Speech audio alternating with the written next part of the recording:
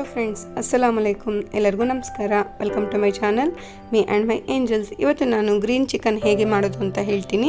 ಈ ರೆಸಿಪಿ ತುಂಬ ಟೇಸ್ಟಿಯಾಗಿರುತ್ತೆ ಫ್ರೆಂಡ್ಸ್, ಮಾಡ್ಕೊಳ್ಳೋಕ್ಕೆ ತುಂಬ ಈಸಿ. ಇದನ್ನು ನಾವು ಅನ್ನದ ಜೊತೆ, ಚಪಾತಿ ಜೊತೆ, ಯಾವುದ್ರ ಜೊತೆ ತಿಂದ್ರೂ ತುಂಬ ರುಚಿಯಾಗಿರುತ್ತೆ. ಬನ್ನಿ ಈಗ ಇದನ್ನು ಹೇಗೆ ಮಾಡೋದು ಅಂತ ನೋಡೋಣ.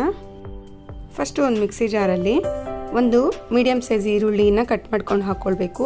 ಒಂದು ಮೀಡಿಯಮ್ ಸೈಜ್ ಬೆಳ್ಳುಳ್ಳಿ ಹಾಕ್ಕೊಂಡು ಒಂದು 2 ಇಂಚು ಶುಂಠಿ ಹಾಕ್ಕೊಳ್ಬೇಕು. ಈಗ ಇದರಲ್ಲಿ ಒಂದು 10ರಿಂದ 12 ಹಸಿಮೆಣಸಿನ್ಕಾಯಿ ಹಾಕ್ಕೊಳ್ಬೇಕು. ಒಂದು ಇಡಿಯಷ್ಟು ಕೊತ್ತಂಬರಿ ಸೊಪ್ಪು ಹಾಕ್ಕೊಂಡು ಒಂದು 4 ಲವಂಗ, 1 ಇಂಚಷ್ಟು ಚಕ್ಕೆ ಹಾಕ್ಕೊಳ್ಬೇಕು.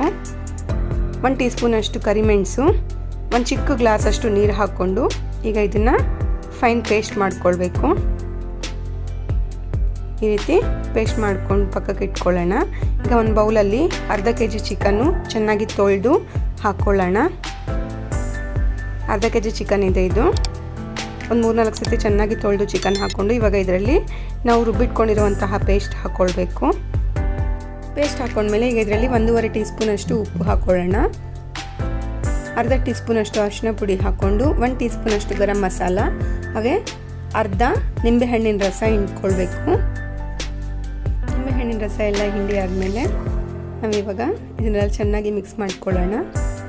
ಈ ರೀತಿ ಎಲ್ಲ ಚೆನ್ನಾಗಿ ಮಿಕ್ಸ್ ಮಾಡಿ ಆದಮೇಲೆ ಒಂದು ಪ್ಲೇಟ್ ಮುಚ್ಚಿ ಒಂದು ಅರ್ಧ ಗಂಟೆ ರೆಸ್ಟ್ ಕೊಡೋಣ. ಅರ್ಧ ಗಂಟೆ ಆದಮೇಲೆ ಒಂದು ಬಾಣಲಿಯಲ್ಲಿ 5 ಟೇಬಲ್ ಸ್ಪೂನಷ್ಟು ಎಣ್ಣೆ ಹಾಕ್ಕೊಂಡು, ಎಣ್ಣೆ ಬಿಸಿ ಆದಮೇಲೆ ಒಂದು ದೊಡ್ಡ ಸೈಜು ಈರುಳ್ಳಿಯನ್ನು ಚಿಕ್ಕದಾಗಿ ಕಟ್ ಮಾಡ್ಕೊಂಡು ಹಾಕ್ಕೊಂಡು ಒಂದು 2 ಟೇಬಲ್ ಸ್ಪೂನು ಪುದೀನ ಹಾಕಿ ಇವಾಗ ಇದನ್ನು ಒಂದು ಸ್ವಲ್ಪ ಹೊತ್ತು ಫ್ರೈ ಮಾಡ್ಕೊಳ್ಳೋಣ. 1 ನಿಮಿಷ ಅಷ್ಟು ಫ್ರೈ ಆದಮೇಲೆ ಈಗ ನಾವು ಮ್ಯಾರಿನೇಟ್ ಆಗಿರೋ ಚಿಕನ್ನ ಇದರಲ್ಲಿ ಹಾಕ್ಕೊಳ್ಳೋಣ.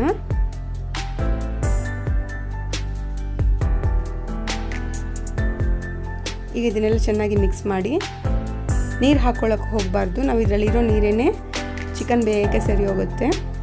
ಪ್ಲೇಟ್ ಮುಚ್ಚಿ ಒಂದು 10 ನಿಮಿಷ ಮೀಡಿಯಮ್ ಫ್ಲೇಮಲ್ಲಿ ಬೇಯಿಸ್ಕೊಳ್ಬೇಕು. ಒಂದು 10 ನಿಮಿಷ ಆದಮೇಲೆ ಪ್ಲೇಟ್ ತೆಗೆದು ಒಂದು ಸತಿ ಇದನ್ನೆಲ್ಲ ಮಿಕ್ಸ್ ಮಾಡಿ ಹೈ ಫ್ಲೇಮಲ್ಲಿ ಒಂದು 5 ನಿಮಿಷ ಬೇಯಿಸ್ಕೊಳ್ಬೇಕು. 5 ನಿಮಿಷ ಹೈ ಫ್ಲೇಮಲ್ಲಿ ಬೇಯಿಸ್ಕೊಂಡಾದ್ಮೇಲೆ ಈಗ ಇದನ್ನೆಲ್ಲ ಒಂದು ಸತಿ ಚೆನ್ನಾಗಿ ಮಿಕ್ಸ್ ಮಾಡ್ಕೊಳ್ಳೋಣ.